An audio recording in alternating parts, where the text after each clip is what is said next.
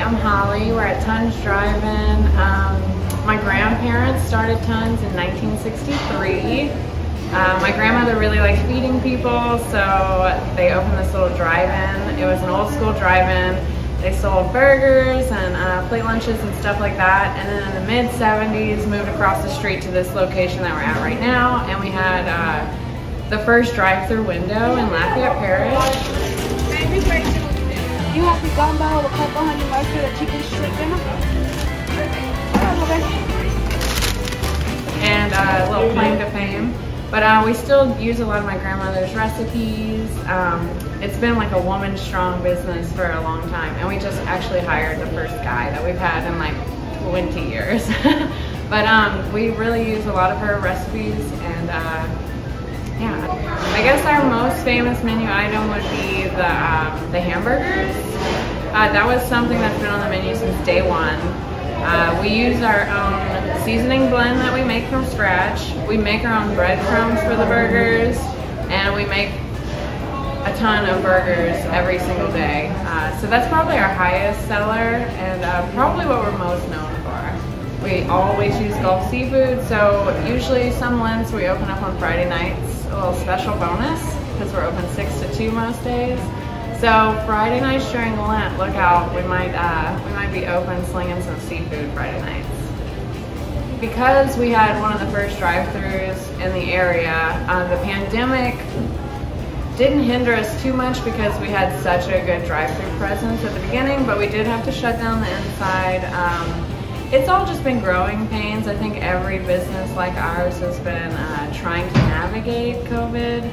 So, you know, we're just trying to be careful, keep all of our employees and our customers safe, but we just are slinging stuff to the drive-thru, and we have really long lines sometimes, but we have wonderful customers that are really patient, so we're lucky for that.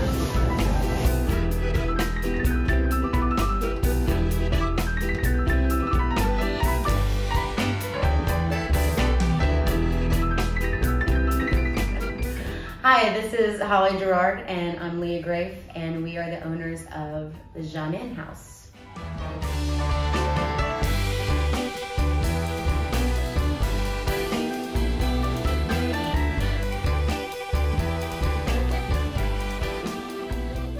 The idea for this house came about, Leah and I have been really good friends for a long time, and we drove by the house one day. It was for sale.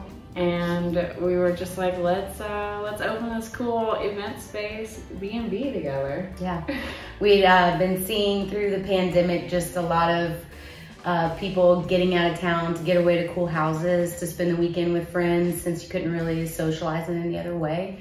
And we didn't see that available too much in this area. And so when we saw the house, we said, let's go for it. Let's do it. It's called the Jeannin House. It was built in 1893.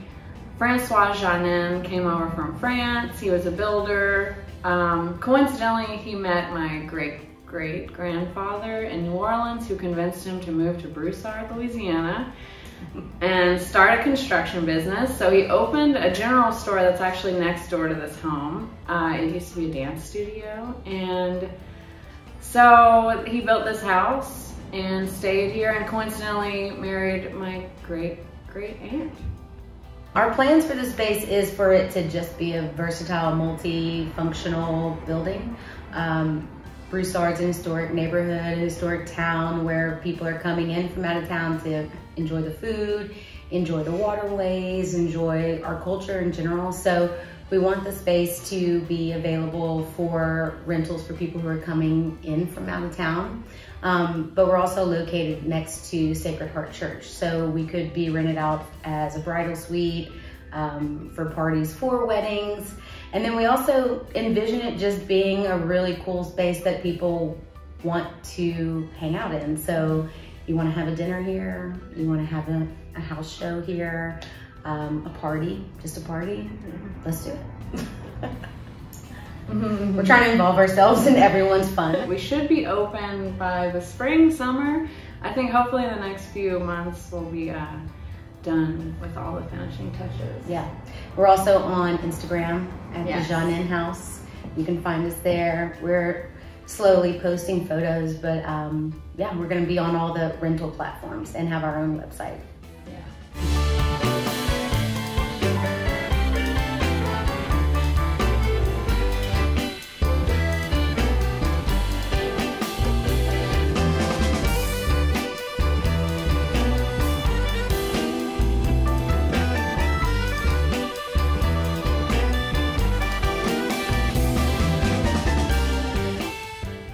I'm Roddie Romero, and I'm here at the workshop in Broussard, Louisiana. This is where I do a lot of woodworking, cabinetry, and cupboards. It's a job that I've done almost as long as playing music in my life, 30 years or so. I started when I was a late teenager. My mom always said, you better have something else than music to carry you along, just in case. And thankfully she was right. After 30 years or so, here I am again building cabinets. Sort of refocused myself, as well as many people, I'm sure, if they were on a certain career path and things came to a complete halt, then it was a tough, not a tough choice, but a choice to make. And that's sort of what I've been doing the last couple of years, is doing projects, mostly kitchen cabinets. There's been a very busy market here in Acadiana, here in the Lafayette area as well. Mostly for me, for the work that I do. People are reconstructing their homes or starting over, so thankfully there's plenty of work out there for craftsmen. It's exciting work when the client at the end of the job is very happy with the product that you've given them and the service that you've given them. That is as equal for me to 1,000 people cheering after the song that you've just played. 2 or 2,000, we come to party with you, like Buckwheat Zydeco said. In addition to woodworking, I've stayed busy playing and creating music. I was asked to be the curator for this season's Louisiana Crossroads music series at the Acadiana Center for the Arts, and I'm very honored to be a part of that. The whole idea of the Crossroads is sort of to get to know the artists a little bit better than we may know them at the time, and sort of have a relaxed conversation as well as a musical performance. So that's been exciting. Our shows start in a week or so with Nathan Williams and the Zydeco Cha-Chas and El Cido and Little Nate and the whole Williams family. So it's going to be an exciting time soon. As well as that, I've been busy in the studio. Dockside keeps me busy as a session player ever so often. So plenty of creative outlets. I've been very, very lucky and fortunate. One's fine. One's fine. They've been pretty successful. Ooh, it's a hawk.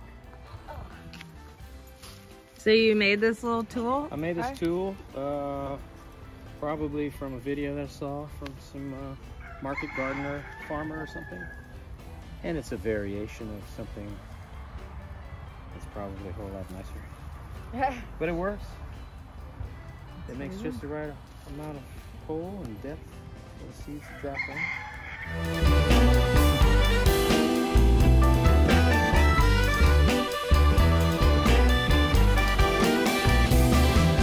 The intention was to sort of be more of a market garden sort of situation where I could provide.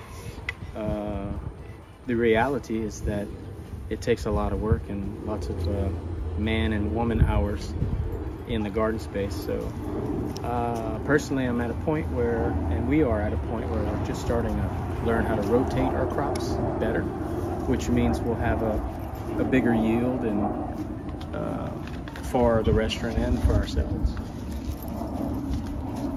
So for the moment, just a few heads of cabbage every once in a while goes to the restaurant.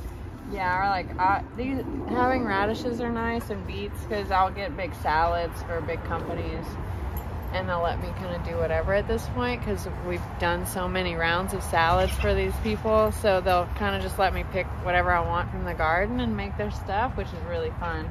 Yeah. It's awesome. It's more delicious.